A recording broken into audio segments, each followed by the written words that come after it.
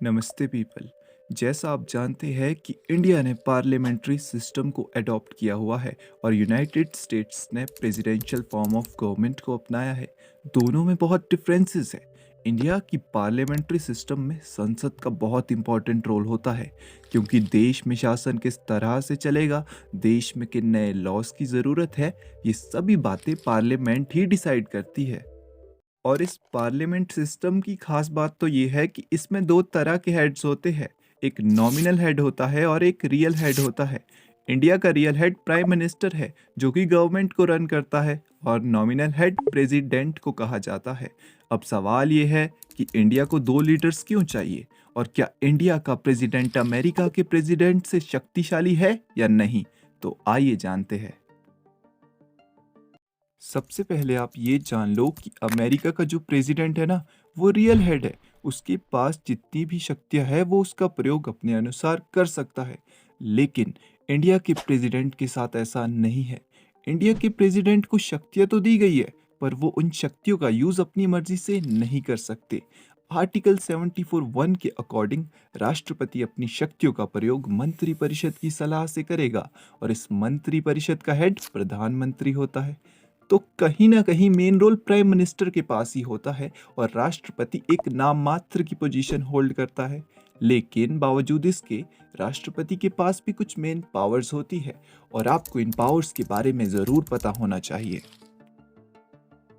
पहली पावर है कि राष्ट्रपति हमारे देश के प्रधानमंत्री प्राइम मिनिस्टर को अपॉइंट करता है।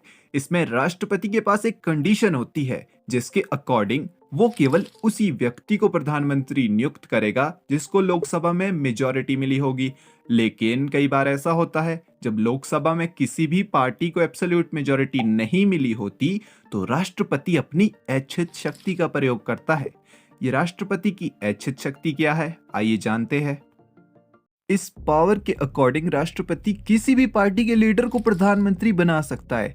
लेकिन जिस भी व्यक्ति को प्रधानमंत्री बना दिया गया, उसको लोकसभा में बहुमत यानी कि मेजॉरिटी का समर्थन प्राप्त होना चाहिए। 1996 में एक इंसिडेंट हमारे सामने आता है, जिसमें शंकर दयाल शर्मा, जो कि उस समय भारत के राष्ट्रपति थे, उन्होंने अटल बिहारी वाजपेयी जी को प्रधानमंत्री नियुक्त कर दिया। लेकिन अटल बिहारी वाजपेयी जी केवल 13 दिनों के अंदर प्रधानमंत्री पद से हट गए, क्योंकि वो लोकसभा में अपनी मेजॉरिटी ही साबित नहीं कर पाए। इस इंसिडेंट के बाद राष्ट्रपति की इस ऐच्छिक शक्ति का बहुत ही ज्यादा क्रिटिसिज्म हुआ था। इसी वजह से आज राष्ट्रपति अपनी इस शक्ति का प्रयोग बड़ी सोच समझ कर करते हैं। सेकंड पावर बड़ी इंटरेस्टिंग है। भारत का राष्ट्रपति पूरे देश में इमरजेंसी लगा सकता है। जी हाँ, आर्टिकल 352, 356 और 360 के द्वारा यदि हमारे देश में ये तीन प्रकार की सिचुएशन आ जाती है, तो राष्ट्रपति कभी भी इमरजेंसी डिक्लेयर कर सकता है। आर्टिकल 352 के अकॉर्डिंग यदि हमारे देश पर कोई आक्रमण कर दे, या हमारे देश का युद्ध हो जाए, या आंतरिक विद्रोह उत्पन्न हो जाए, तो राष्ट्रपति नेशनल इमरजेंसी डिक्लेयर कर सकता है।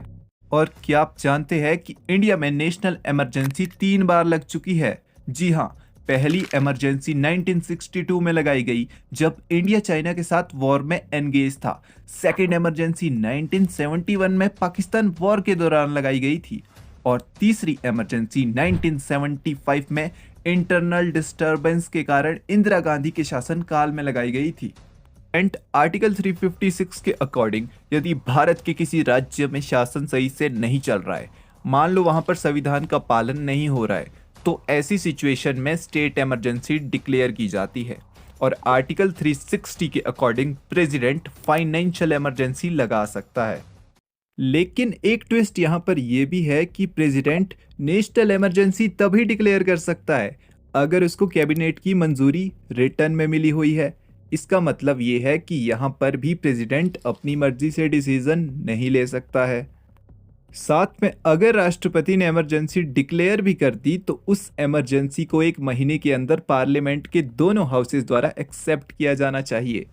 अगर दोनों हाउसेस इमरजेंसी को एक्सेप्ट नहीं करते हैं, तो इमरजेंसी की उस घोषणा को वहीं समाप्त कर दिया जाएगा।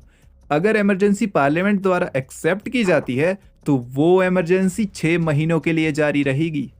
और क्या आप जानते हैं कि कोई भी बिल तब तक कानून नहीं बन सकता है जब तक हमारे देश का राष्ट्रपति उस बिल को अपनी स्वीकृति ना दे दे।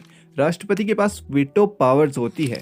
राष्ट्रपति किसी भी ऑर्डिनरी बिल को मंजूरी देने से मना कर सकता है, परंतु यदि वही सेम बिल दोबारा से राष्ट्रपति के पास लाया जाता है तो ऐसी स्थिति में राष्ट्रपति को मंजूरी देनी ही पड़ती है। तो इस वीटो पावर का यूज राष्ट्रपति केवल ऑर्डिनरी बिल्स में ही कर सकता है। यदि प्रेसिडेंट के पास मनी बिल आता है तो उसे स्वीकृति देनी ही पड़ती है।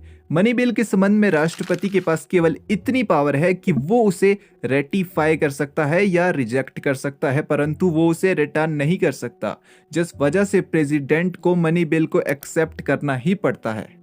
और इंडिया के प्रेसिडेंट के पास पॉकेट वीटो भी होती है। इसका सिंपल सा मतलब ये है कि प्रेसिडेंट किसी बिल को ना तो एक्सेप्ट कर रहा है और ना ही वो उसको रिटर्न कर रहा है, और उसने वो बिल पेंडिंग में रखा हुआ है। 1986 में ज्ञानी जेल सिंह ने पॉकेट वीटो का यूज किया था और इन्होंने इंडिया पोस्ट ऑफिस बिल को एक कानून बनने नहीं दिया था। इंडिया की कॉन्स्टिट्यूशन में कोई टाइम पीरियड मेंशन नहीं है कि बिल को प्रेसिडेंट कितने समय तक होल्ड कर सकता है, पर अमेरिका में राष्ट्रपति को केवल 10 दिन होते हैं जिनमें वो बिल को होल्ड कर सकता है। तो राष्ट्रपति की इस वीटो पावर से एक स्ट्रांग पोजीशन बनती है। प्रेजेंट टाइम में हम ये बिल्कुल भी नहीं कह सकते कि इंडिया का प्रेसिडेंट केवल एक रबड़ स्टैंप है। क्या आपको पता है कि अगर इंडियन प्रेसिडेंट इमरजेंसी डिक्लेयर कर दे तो हमारे सभी राइट्स कुछ ही मिनटों में सस्पेंड हो जाएंगे। हमारे पास केवल राइट टू लाइफ बचेगा। इंडिया का प्रेसिडेंट नॉमिनल हेड के साथ साथ कॉन्स्टिट्यूशनल हेड भी है। हमारे देश में सबसे ऊपर संविधान को माना जाता है और इस संविधान का मुखिया प्रेसिडेंट को माना गया है, जो कि अपने आप में एक बहुत बड़ी बात है। पूरे वर्ल्ड में सबसे बड़ा रिटन कॉन्स्टिट्यूशन इंडिया का है और इतने बड़े संविधान का अगर कोई हेड बनता है ना, तो उसकी पोजीशन के लिए अगर शक्तियां ना भी दी गई ना, तब भी वो पोजीशन बड़ी ही रहती है। इस वीडियो में इतना ही था। इस वीडियो में मैंने प्रेसिडेंट की सभी शक्तियां नहीं बताई है। अगर वीडियो से रिलेटेड आपकी कोई क्वेरी है तो आप कमेंट डाउन कर सकते हैं। हम सभी समस्या का समाधान साथ में करेंगे।